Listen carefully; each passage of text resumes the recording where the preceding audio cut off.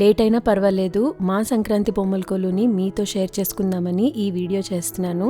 So ఈ సంవత్సరం ఇది మా సంక్రాంతి బొమ్మల కొలువు. డీటెయిల్డ్గా మా పిల్లలకి ఏం కథలు చెప్పుకున్నాము, ఎలా అరేంజ్ చేసుకున్నాం అన్నీ చెప్పేసుకుందాం. హలో ఎవ్రీవన్, నా పేరు Ranjitha. Welcome to my channel. మరిన్ని ఇంట్రెస్టింగ్ వీడియోస్ కోసం దయచేసి ఛానల్ని సబ్స్క్రైబ్ చేయండి. ఈ సంవత్సరం 2 స్టాండ్లు పెట్టుకున్నాను. ఒక స్టాండ్లో మొదటి స్టెప్లో ఈ విధంగా దశావతారం పెట్టుకున్నాను. రెండో స్టెప్లో అష్టలక్ష్ములు పెట్టుకున్నాను అనమాట. ఇవి పెట్టుకునేటప్పుడు వీటికి సంబంధించిన కథలన్నీ పిల్లలకి చెప్పుకుంటూ పెట్టేసుకున్నాను. మూడో స్టెప్లో గణపతి జననం, వినాయకుడి గురించి ఎంత చెప్పుకున్నా తక్కువే కదా. సో ఈ స్టెప్లో వినాయకుడి జననం గురించి చెప్పుకున్నాం. నెక్స్ట్ కృష్ణలీలలు, వసుదేవుడు, పూతన సంహారం, కాళీయమర్దనం, బకాసురుడు, అక్షయపాత్ర కథ, కంసవధ, గోవర్ధన్ గిరి, ఇలా అన్ని కథలు చెప్పుకుంటూ వచ్చేసిన తర్వాత దీని తర్వాత ద్రౌపది వస్త్రాభరణం గురించి పెట్టుకున్నానమాట. ఈ బొమ్మలు నేను చాలా ఏళ్ల నుంచి కలెక్ట్ చేస్తూ ఉన్నానండి. లాస్ట్ స్టెప్లో ఈ విధంగా విశ్వరూపం, అదేవిధంగా గీతోపదేశం, భీష్ముడి కథ చెప్పుకుంటూ ఈ బొమ్మలు పెట్టేసుకున్నానమాట. భీష్ముడి అంపశయ గురించి, ఆయనకి ఇచ్ఛామరణం వరం ఎవరిచ్చారు, ఎలా ఇచ్చారు, ఈ కథలన్నీ చెప్పుకుంటూ ఈ స్టెప్లో పెట్టేసుకున్నానమాట. సో నేను చెప్పిన కథలన్నీ ఇక్కడ చెప్పడం కష్టం, కానీ మా పిల్లలకి మాత్రం బోల్డ్ కథలు చెప్పేసుకున్నాం ఈ బొమ్మల కొలువు రూపాన. సో నెక్స్ట్ సైడ్ వచ్చేసి ఈ విధంగా చిన్న స్టెప్స్ అరేంజ్ చేసుకొని ఇలాగా రంగనాథ స్వామిని అరేంజ్ చేసుకున్నాను అనమాట.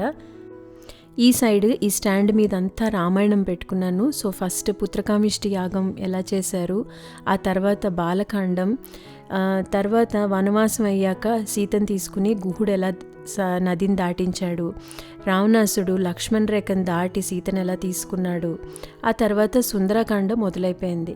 సీతని హనుమంతుడు ఎలా కలుసుకున్నాడు, లంకా దహనం, ఇవన్నీ చెప్పేసుకుంటూ రామసేతు ఎలా కట్టారు, అదేవిధంగా సంజీవిని పర్వతం గురించి ఈ కథలన్నీ చెప్పేసుకుంటూ ఈ బొమ్మలు పెట్టేసుకున్నామన్నమాట.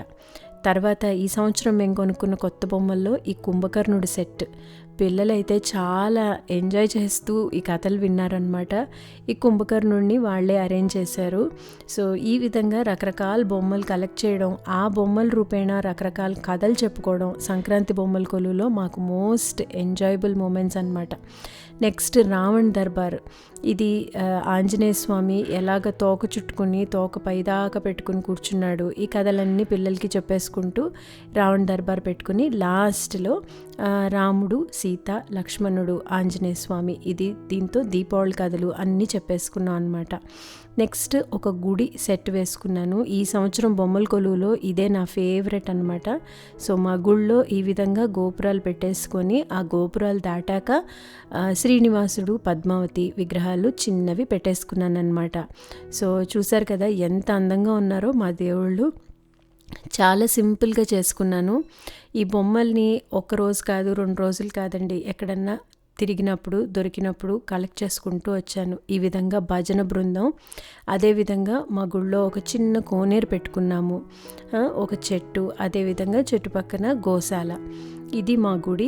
ఈ గుడికి ఒకవైపు ఇవన్నీ వచ్చేసరికి ఇంకో వైపు వచ్చేసరికి భరతనాట్యం సెట్ పెట్టానన్నమాట. అంటే గుళ్ళో అరంగేట్రం అలా చేసినట్టు, మా అమ్మాయికి డ్యాన్స్ అంటే చాలా ఇష్టం, భరతనాట్యం, అందుకని ఈ సెట్ పెట్టుకున్నాము గుళ్ళో. సో ఇది మా గుడి సెటప్ అండి. నాకు ఈ సంవత్సరం ఫేవరెట్ అనమాట ఈ బొమ్మల కొలువులో మొత్తం. సో ఈ గుడి ఎలా ఉందో తప్పకుండా కమెంట్స్లో చెప్పండి. ఈ గుడి ఎలా చేశానో మీకు ఐడియా రావాలి అంటే కూడా కమెంట్స్లో అడగండి. గుడి పక్కనే మనకి మామూలుగా ఈ విధంగా తిరునాళ్ళు అవి జరిగినప్పుడు ఉంటాయి కదా. సో ఇక్కడ అన్ని రకరకాల వ్యాపారులని, అన్ని డిఫరెంట్ ఆక్యుపేషన్స్ అనమాట. పిల్లలకి దీంతో చాలా ఆక్యుపేషన్స్ గురించి నేర్పించేశాను. ఇందులో కొన్ని అయితే వీళ్ళకి తెలియని కూడా తెలియవు. సో ఈ విధంగా చెప్పులు కుట్టేవాళ్ళు, బుట్టలల్లే ఆవిడ, అదేవిధంగా తిరగలు పెట్టుకుని ఒక ఆవిడ్ని, ఇవన్నీ పెట్టేసుకున్నాను అనమాట. లాస్ట్లో ఈ గిన్నెలకి సొట్టలు తీసేవాళ్ళు. ఇందులో కొన్ని అయితే మా అమ్మాయికి అవునా ఇలా ఇంటికి వచ్చేవాళ్ళ అని అడిగిందనమాట. సో నాకు మన చిన్నతనం అంతా గుర్తొచ్చేసింది. సో ఇది గుడి పక్కన మా సంత. మరి బొమ్మల కొలువు అంటూ బొమ్మల పెళ్ళి లేకపోతే ఎలా చెప్పండి. సో ఇది మా బుజ్జి పెళ్ళి మండపం. సో అన్నీ చాలా మటుకు అవే బొమ్మలండి, కానీ అవే బొమ్మల్ని డిఫరెంట్గా అలంకరించుకుంటాను. ఈ విధంగా బ్యాండ్ మేళం, సన్నాయి మేళం పక్కన పెళ్ళికొచ్చిన వాళ్ళు, అదేవిధంగా సప్తపది, పెళ్ళిలో జరిగే రకరకాల తంతులు అన్నీ చెప్పేసుకున్నామన్నమాట.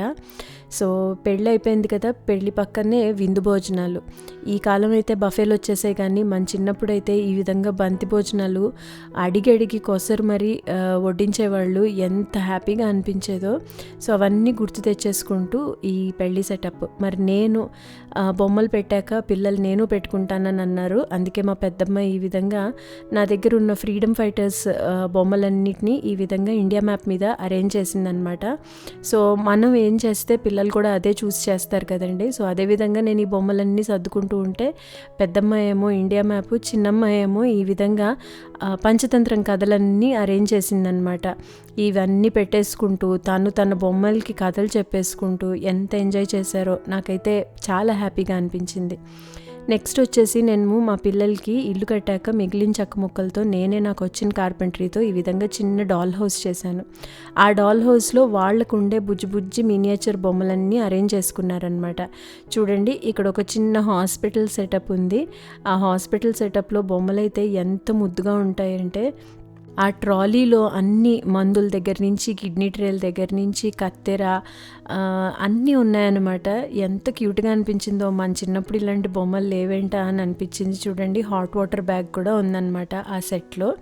సో నాకు నచ్చేది ఏంటంటే మా పిల్లలు కొనివ్వడం కాకుండా వాటిని చాలా జాగ్రత్తగా పెట్టుకుంటారు.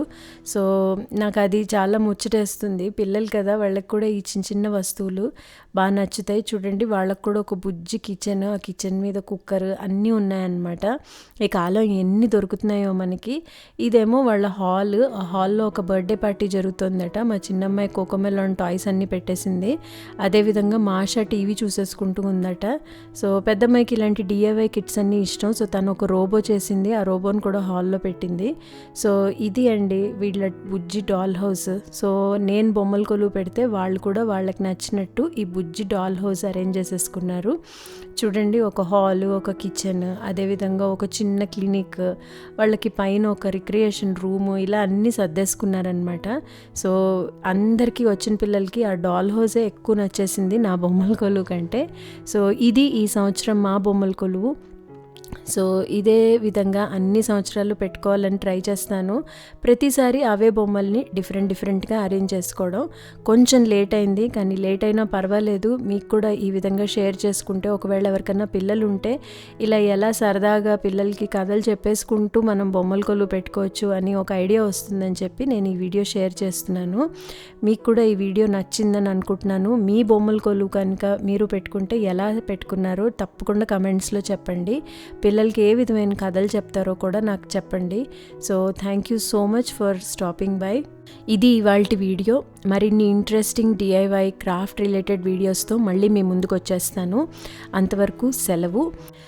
మరిన్ని ఇంట్రెస్టింగ్ వీడియోస్ కోసం ఛానల్ని సబ్స్క్రైబ్ చేయండి. మరో ఇంట్రెస్టింగ్ వీడియోతో మీ ముందుకు వచ్చేస్తాను. అంతవరకు సెలవు. బాయ్.